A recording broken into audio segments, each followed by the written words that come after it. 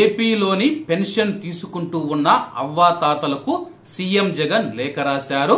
వివరాలేకి వెళితే పెన్షన్ 3,000 రూపాయలకు పెంచిన నేపథ్యంలో లబ్ధిదారులకు సీఎం వైఎస్ జగన్ గారు లేఖ రాశారు. రేపు పెన్షన్ డబ్బులతో పాటు ఈ లేఖలను వాలంటీర్లు పెన్షనర్లకు అందిస్తారు. ప్రజల ఆశీస్సులతోనే ఇదంతా చేయగలుగుతూ ఉన్నా కొత్తగా 28,35,000 మందికి పెన్షన్లను మంజూరు చేశామని, ఆదివారం సెలవైనా సరే 1వ తేదీన వాలంటీర్లు మీ ఇంటికి వచ్చి పెన్షన్ ఇస్తారని చెప్పి మీ ఆశీస్సులతో ఇంకా మంచి చేసే అవకాశం రావాలని కోరుకుంటూ ఉన్నానని చెప్పి సీఎం జగన్ గారు లేఖలో రాయడం జరిగింది.